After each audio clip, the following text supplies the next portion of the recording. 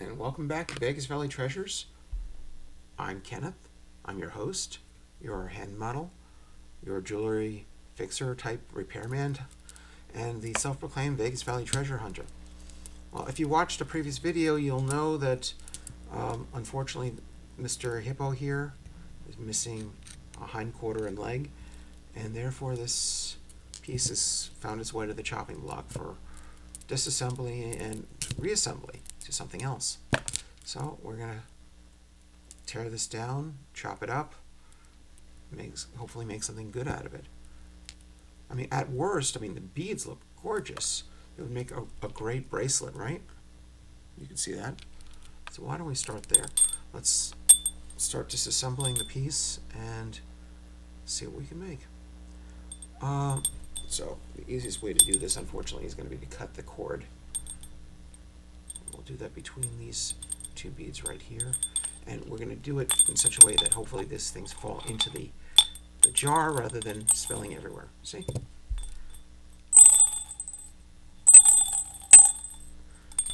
If you ever get into doing what I'm doing, please make sure you got lots of containers or bags or something to store things in, because you will have a lot of things to store, from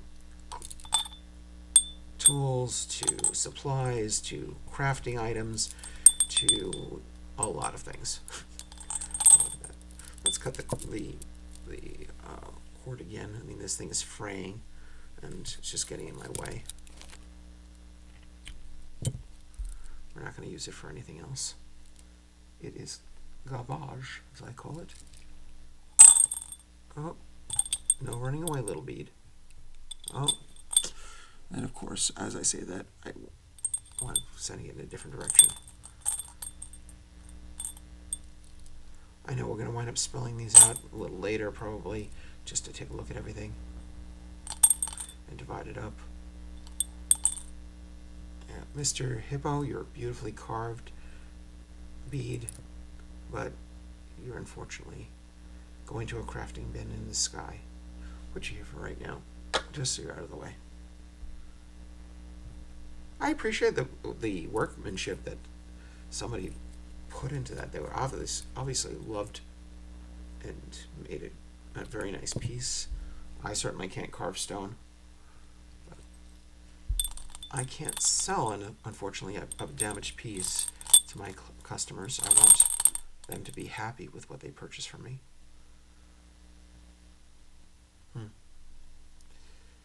Okay, so we've got a nice clasp here. Well, not even clasp, a hook. What we can use later. So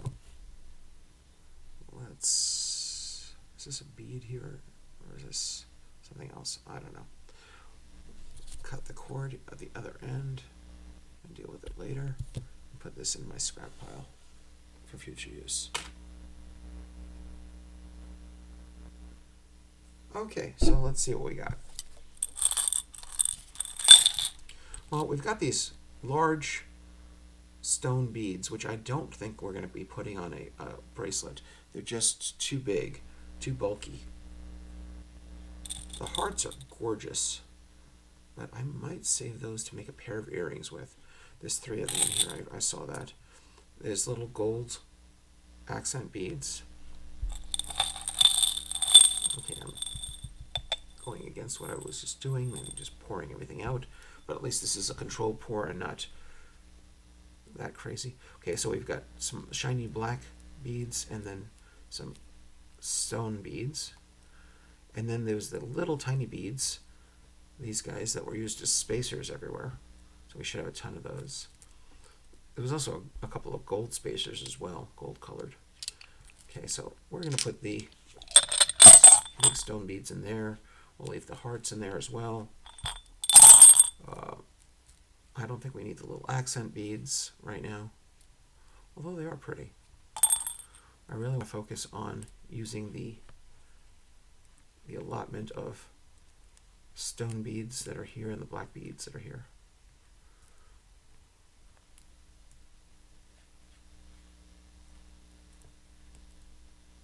Now we could attack this 2 ways. If we have enough stone beads, we might consider making just one bracelet that's just those beads. But I think I want to stick with the original spirit of the necklace and alternate between the black beads and the stone beads, because I think it's still a very pretty design. But I just want to organize it just a little bit so that we're prepared. Very good. And we're going to take these little metallic beads and put them in here as well. We're going to use the little black spacer beads if we can. I'm not sure if we're going to be able to, whether or not they'll fit on my cord or not, or we'll have to use them someplace else. Okay, so for this little project, we're going to be very simple. We're just going to use a nice metallic looking elastic cord to use as the foundation for the bracelet.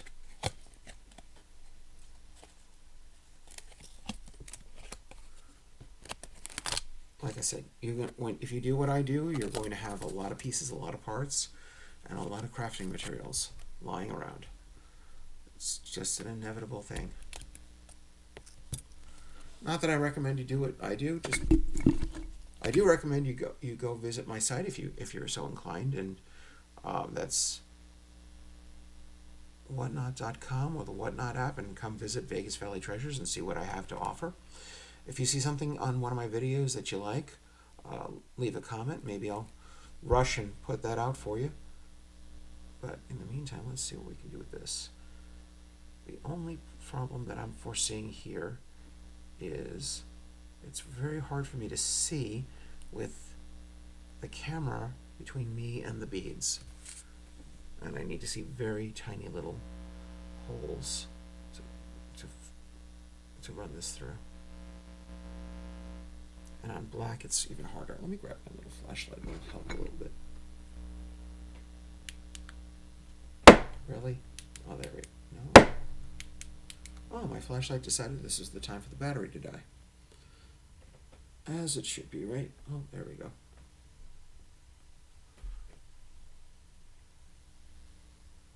Yeah. I mean, I can... Okay, that's not going to work.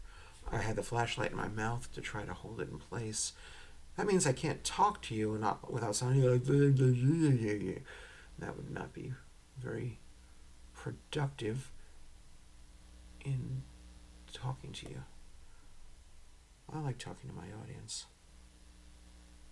Makes things go faster. Okay, I'm going to avoid the little spacer beads for now. They're just too hard to see where the holes are. And we're going to just run with the black beads and the stone beads. These feel like stone as well.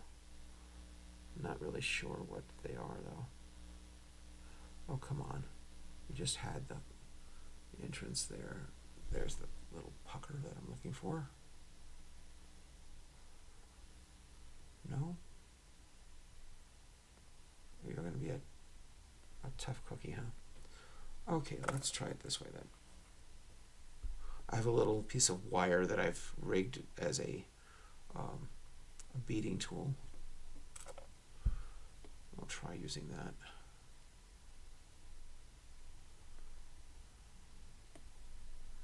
As I drop it onto the table, like an idiot. Yes, I tend to self-deprecate. I apologize in advance. Okay, and we'll hold like this. Let's see if this will allow me to feed the beads. Where is the hole for this? There it is.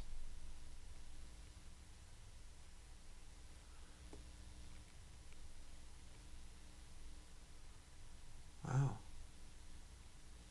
They made these very tiny. Let's find that hole again.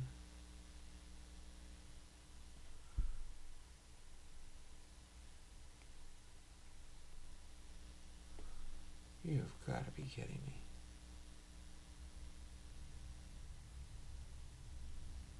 Did they know I was going to be taking this apart on camera just to defeat me? Mwahaha. Okay, so I can get one and only one piece of my wire through this. Let's try the hard way. No, it's too tight, which means there's no way that even if I passed it through. Let's see. We'll try once. Let's see if we can get through the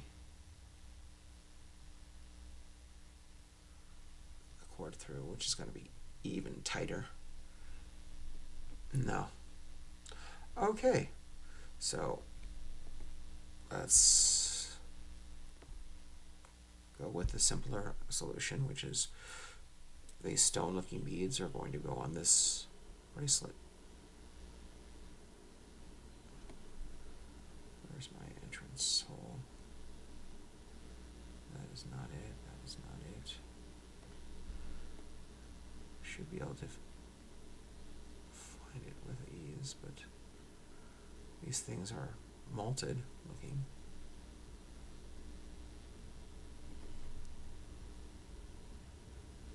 Well, if this is going to be this difficult, we'll try another one. Let's see, there we are.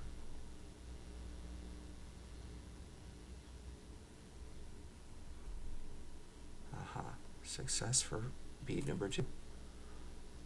Wondering if I have enough beads to even finish a bracelet, but it looks like I do. So, I've been asked in the past, how did I get into this silly business? I mean, my education's in mathematics. I really have no business in the creative arts outside of the fact that I've done figure drawing, just to entertain me. I love music, and I'm a karaoke singer. I actually toured twice with the U.S. National Chorus when I was a kid. And representing the United States in that respect was very satisfying and quite the adventure going through Europe. But why jewelry? Well, the story goes like this. I've always been one to go garage sailing, mainly for like games and such. I love video games and board games and card games, and always looking for something to add to the lovely library of entertaining things.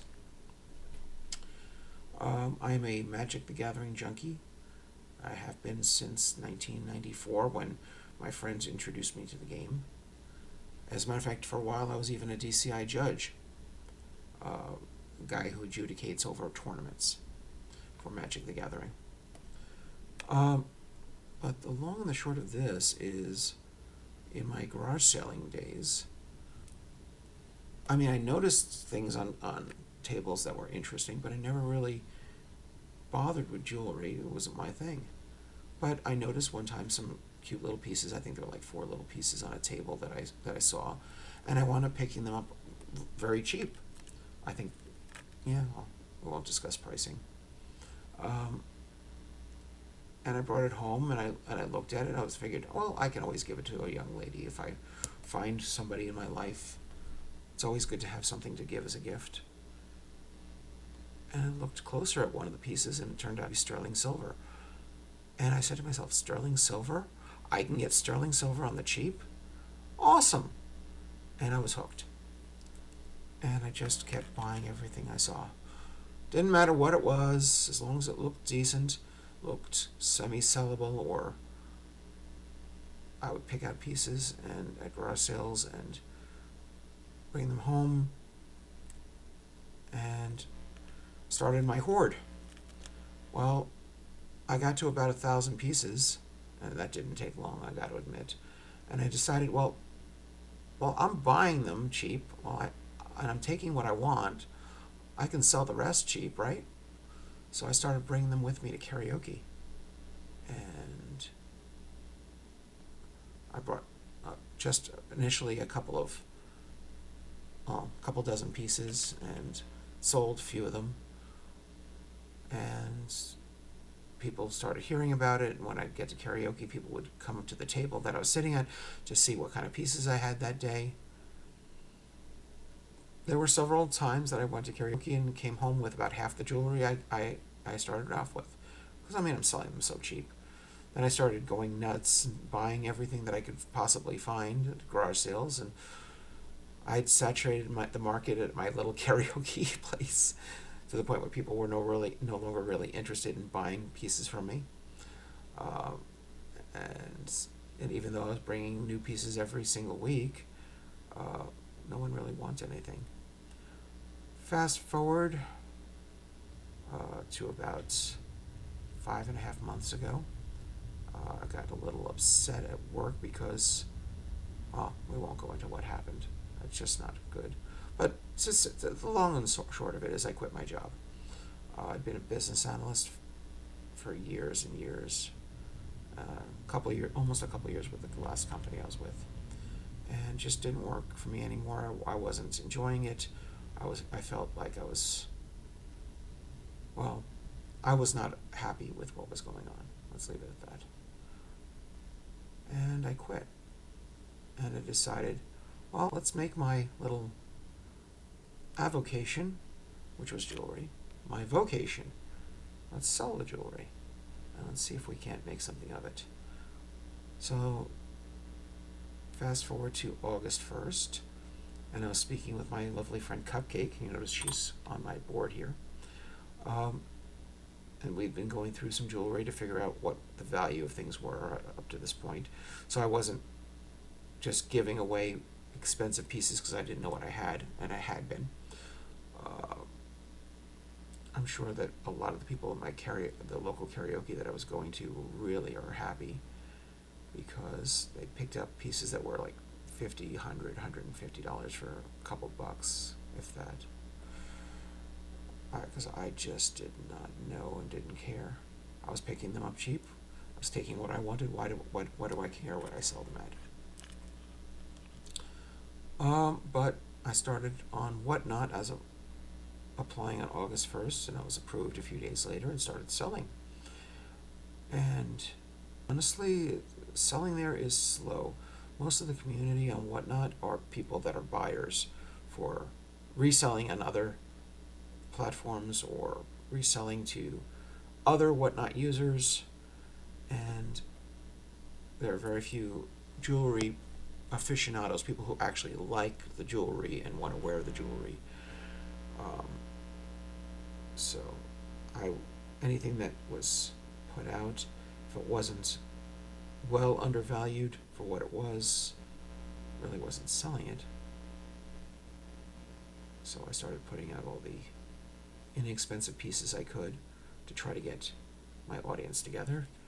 And unfortunately, I got hit with being sick, and holidays came around, and I got lazy about getting back online. But all in all, I mean, my store's still out there, and I'm hoping that this channel, this attempt to put out some interesting YouTube videos, will attract some attention and maybe sell some pieces for me. So if you need some jewelry, please come visit my store on Whatnot. Again, it's VegasValleyTreasures, all one word, easily found if you do a search.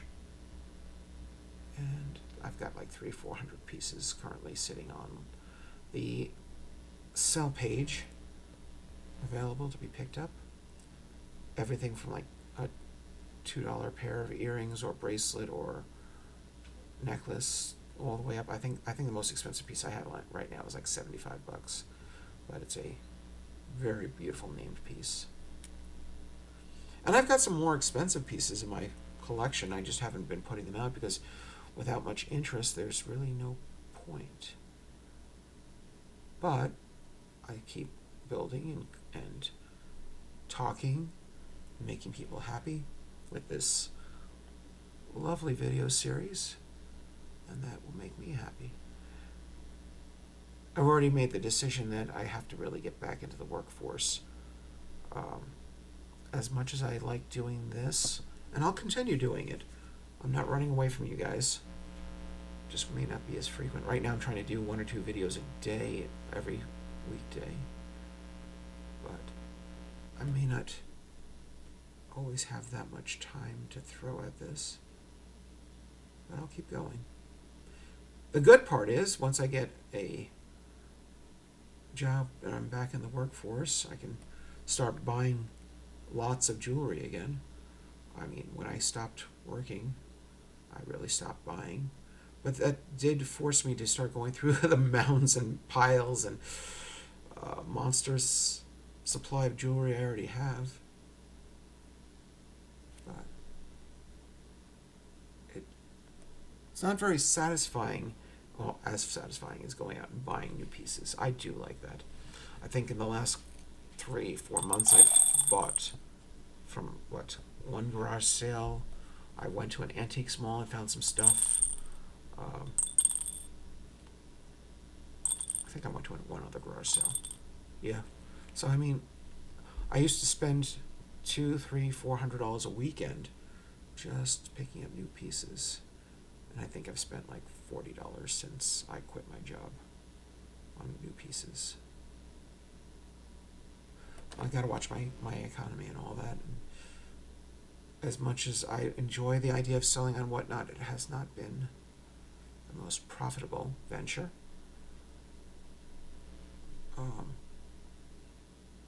Generally speaking, when I sell a piece, I make like quarter, 35 cents on a piece.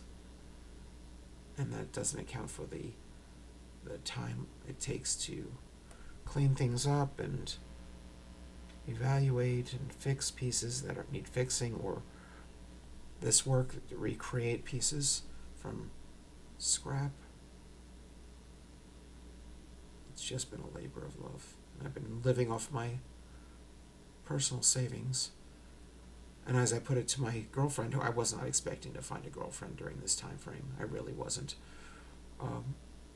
Things just fell together in such a way that she makes me very happy. But it makes me feel very concerned that I don't have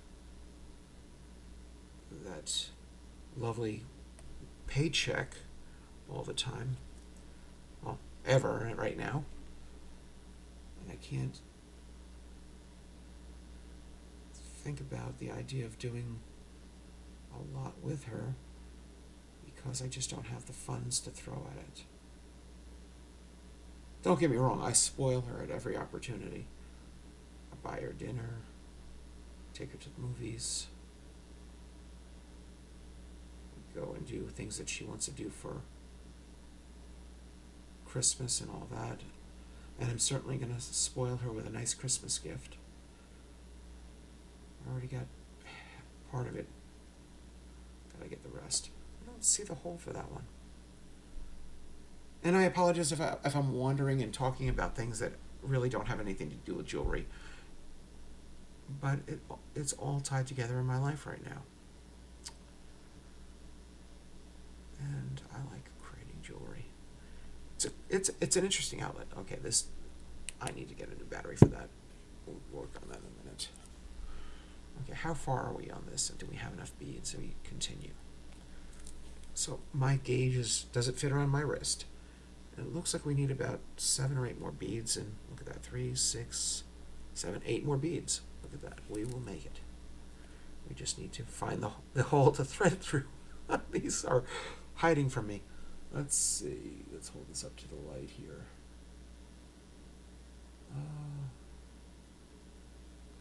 Come on. Maybe I should go grab another battery. Do I have one in here? The one good thing about my little light there is it's very bright. It helps me see a lot of what I'm missing. Actually, what we can do is, we have a pin here.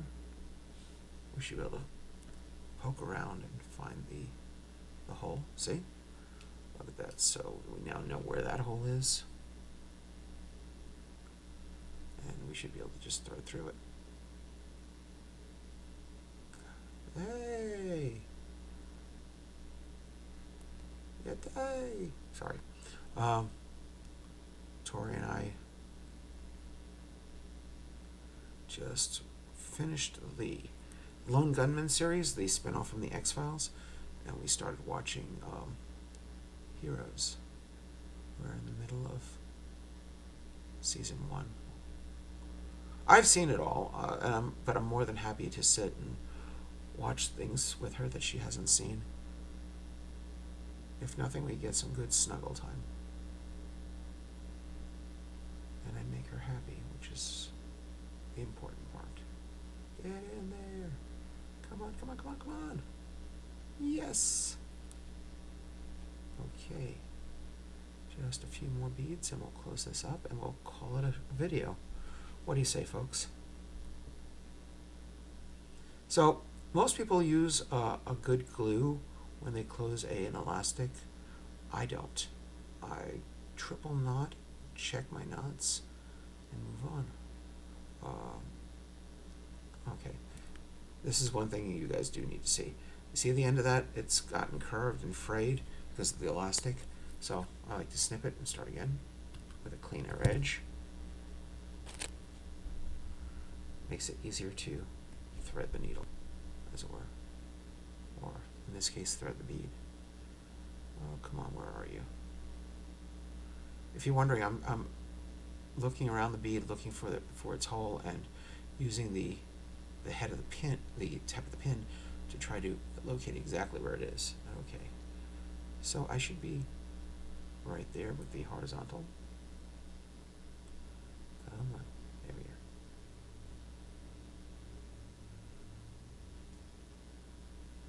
are. Get in there. Come on.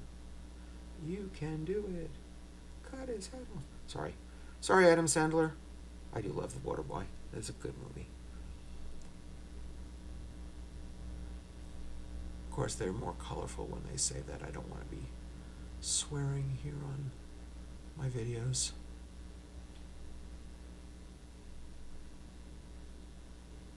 Oh, come on. Where is it? You figure you only have to check half of the hemisphere because symmetry and all that, the bead is drilled straight through. But it's sometimes hard to find it, even knowing that mathematically it should be there.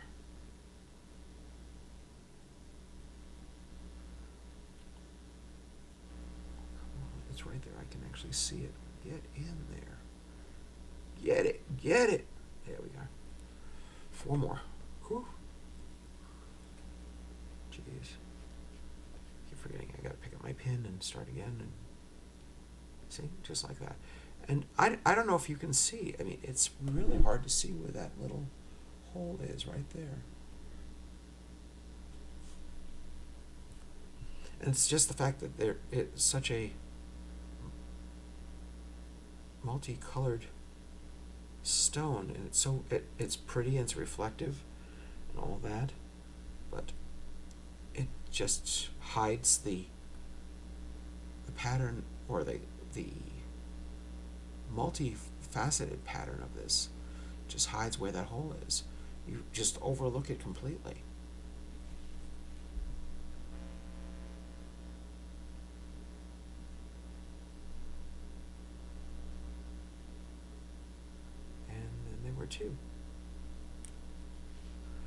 Two more. Come on, you can stay with me. I promise I will try not to bore you too much. Ooh, that was quick to find. You want to see this finished as much as I do, don't you?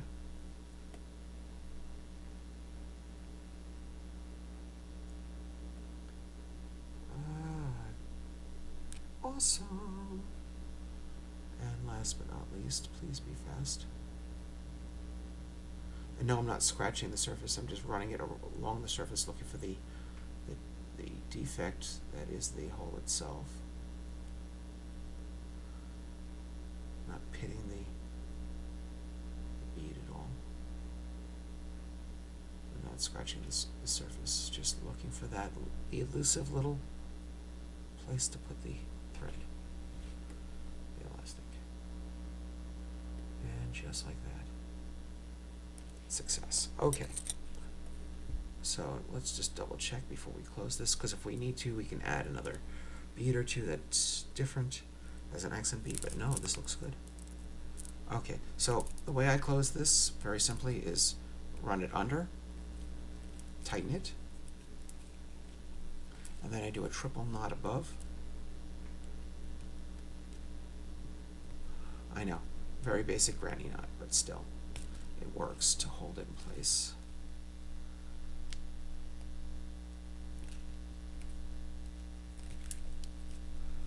And I tighten each one as I'm going.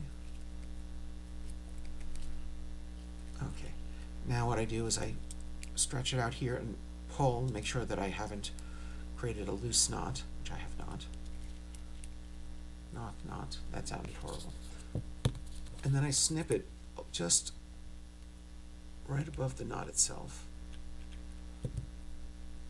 so not to create too an obtrusive piece. And then I just double check it again, make sure it's tight, and we've got a bracelet.